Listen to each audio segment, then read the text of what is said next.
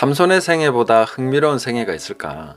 특별한 힘이 있었지만 그러나 특별한 약점도 있는 그런 히어로, 영웅의 모습을 그려주고 있는데, 우리가 삼손의 생애를 통해서 봐야 될 것은 진정한 믿음이란 무엇인가? 우리는 무엇을 의지해야 하는 것인가? 하는 것을 살펴보는 것이 중요한 핵심이라고 볼 수 있습니다. 히브리서 11장 32절에 보시면 믿음의 인물들 중에 사무엘, 입다, 기드온 등과 함께 삼손의 이름이 당당하게 올라와 있습니다. 그러면 삼손은 어떻게 믿었을까? 삼손의 믿음은 어떤 것일까? 히브리서 11장에서는 자세하게 설명해 주지 않습니다. 시간이 부족하다 하면서 생략해 버리죠. 그러나 우리는 사사기를 보면서 삼손의 믿음을 볼 수 있고 그 믿음의 싸움이 어떤 것인가 하는 것을 살펴볼 수가 있습니다. 그런데 얼핏 봐서는 삼손이 도대체 무슨 믿음으로 어떻게 한 거지?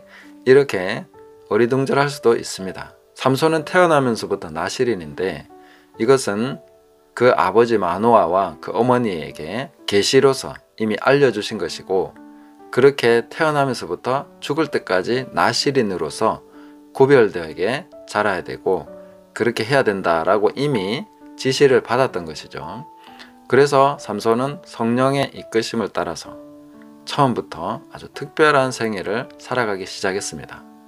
그런데 나실인으로서 지켜야 될 것이 무엇인가 보면은 민수기 6장 1절에서 21절 보면은 포도나무에서 난 것을 먹으면 안 됩니다.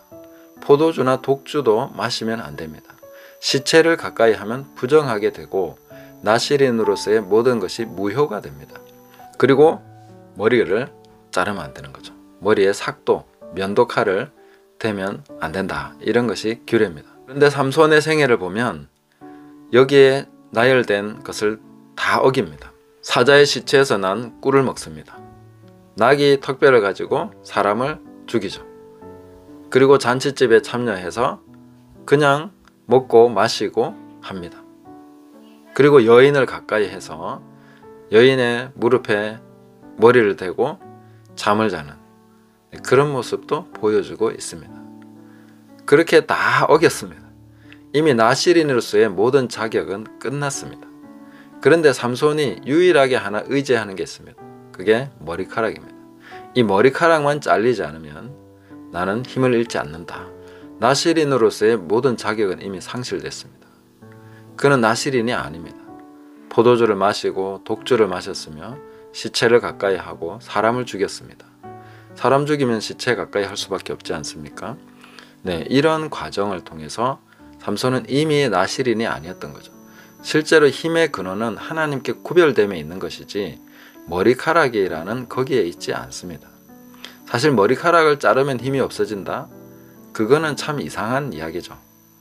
전체적으로 하나님께 구별된 삶이어야만 힘이 있는 것입니다. 여기에서 우리는 하나님의 인내와 자비를 봐야 됩니다.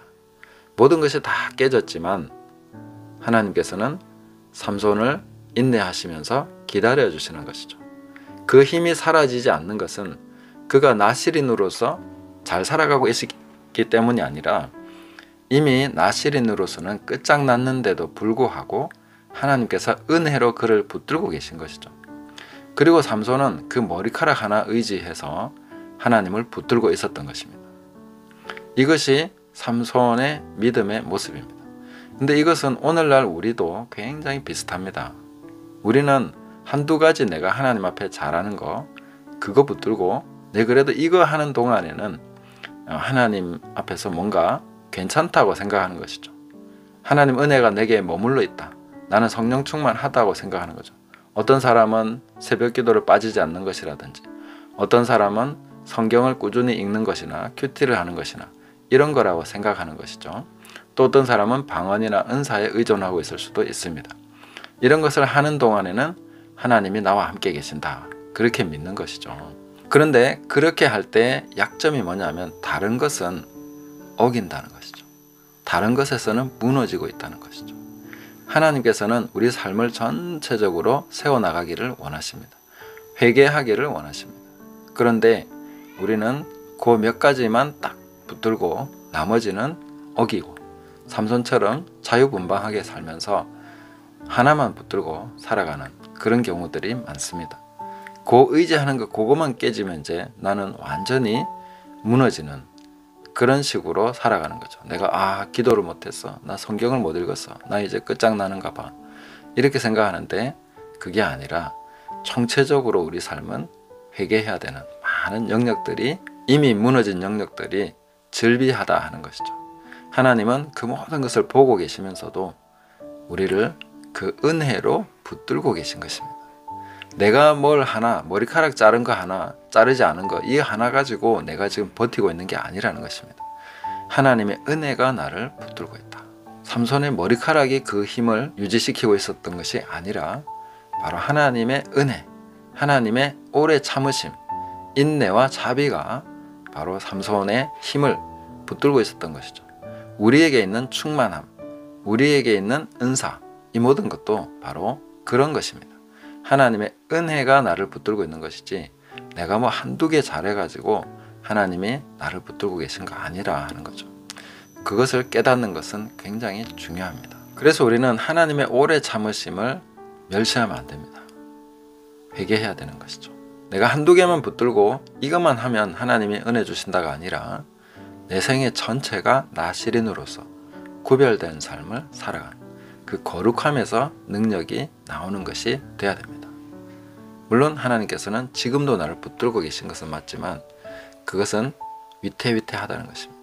그것만 깨지면 다 무너져 버리는 이런 연약한 상태가 바로 우리가 하나님을 믿고 있는 상태라고 볼 수 있는 것이죠. 그래서 우리가 삼손의 생애를 통해서 깨달아야 되는 것은 우리의 어떤 행위를 의지하는 것이 아니라 하나님의 은혜, 하나님의 은혜를 의지해야 되는 것이고, 하나님께서 나를 붙들고 계시는 그 인내의 시간 동안에 나는 회개해야 된다는 것을 알 수 있습니다. 삼손은 회개할 수 있는 시간이 많았지만 그는 머리카락 하나만 의지하고 힘이 아직 있으니까 회개할 생각을 안 했습니다. 자유분방하게 살아가면서 멋대로 살아간 것이죠. 그럼에도 불구하고 힘이 있으니까 나 머리카락만 안 자르면 힘 있어, 이렇게 생각하고 있었던 것입니다. 그것은 실상 삼손의 착각입니다. 삼손의 머리카락이 그 힘을 붙들고 있었던 것이 아닙니다. 하나님께서 붙들고 있었던 것이죠. 회개할 수 있는 시간을 주신 것이죠. 그래서 오늘날 우리가 그냥 하던 일이 잘 되고 있고 내가 뭔가를 잃어버리지 않고 있고 그렇다고 해서 내가 모든 것이 옳다고 생각하면 안 됩니다. 내가 이 머리카락 안 자르면 되는 거야, 맞아, 내 생각이 맞아, 그 머리카락에 고착된 생각을 버리셔야 됩니다. 하나님의 말씀의 전체적인 그 요구사항, 하나님께서 우리에게 원하시는 것, 그 말씀이 뜻하신 바에 대해서 깨달아가면서 차근차근 우리는 더 거룩함으로, 더 회개하면서 하나님 말씀에 부합하지 않는 것을 회개해 나가야 되는 것이죠. 그래서 하나님의 은혜를 헛되이 받지 말고 하나님의 인자와 자비하심, 그 오래 참으심을 멸시하면 안 됩니다. 그것은 회개를 위한 오래 참으심이라는 거죠. 내가 뭔가 잘 되고 있고 뭔가 해내고 있고 성공적으로 살아가고 있다고 해서 회개할 것이 없다, 나는 그냥 다 괜찮다 라고 생각하시면 안 됩니다. 그리고 내 생각이 맞다, 머리카락이 힘을 주는 게 맞아, 그렇게 생각하면 안 됩니다. 하나님께서 붙들고 계신 것입니다. 머리카락이 아니라는 것입니다. 그걸 어떻게 알 수 있습니까? 나시린으로서의 모든 자격이 상실되고 그래 됐을 때 이제 다시 시작하는 그 시점에서 하는 것이 바로 머리카락을 자르는 것입니다. 그래서 삼손은 자기도 모르게 들릴라에게 그걸 고백하고 머리카락을 잘리게 되지만 하나님의 관점에서 보면 삼손이 그동안 모든 나시린의 자격을 다 상실했기 때문에 다시 시작하자, 그래서 머리카락을 자르는 것입니다. 그러니까 머리카락을 잘라서 힘이 사라진 게 아니라 삼손은 나시린의 모든 삶을 다 포기하고 자유분방하게 방탕하게 살았기 때문에 하나님이 머리카락을 자르시는 것입니다. 정결의식을 새로 시작하자 하시는 것입니다. 그렇게 함으로써 삼손은 다시 머리카락이 자라가면서 그 정결한 상태를 유지하게 됩니다. 억지로라도 그렇게 하는 거죠. 그러니까 맷돌을 돌리고 이렇게 하면서 무슨 시체를 만질 일이 있겠습니까? 독주를 마실 일이 있겠습니까? 여인을 가까이 할 일이 있겠습니까? 그러니까 그 모든 형벌의 시간, 징벌의 시간, 그 시간이 바로 삼손이 다시 정결하게 되는 시간입니다. 그래서 머리카락이 다시 자라났다, 이렇게 성경은 말해주고 있는 것이죠. 하나님의 은혜가 그를 새롭게 하고 있는 것입니다. 다시 힘있게 하고 있는 것입니다.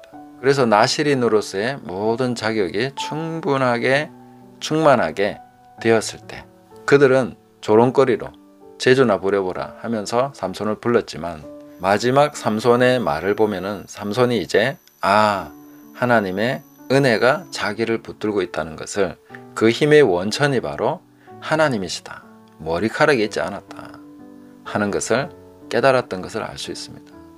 그래서 하나님께 힘을 달라고 하죠. 그전에는 삼손이 그렇게 기도한 적이 없었습니다.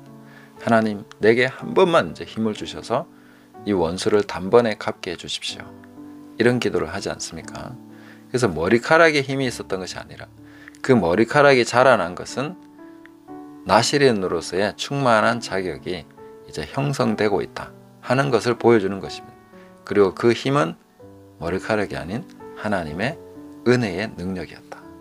하나님께서 자기를 붙들고 계셔서 성령의 능력으로 한 것이다 하는 것을 깨달은 것이죠.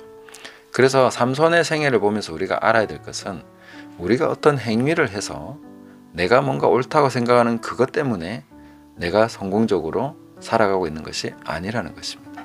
하나님께서 능력으로 붙드심을 통해서 그 하나님의 은혜가 나를 붙잡아서 나를 그렇게 살게 하신다는 것. 그래서 머리카락이 아니라 진정으로 하나님을 의지하는 것, 그게 바로 참 믿음이다 하는 것을 삼손의 생애가 보여주고 있는 것입니다.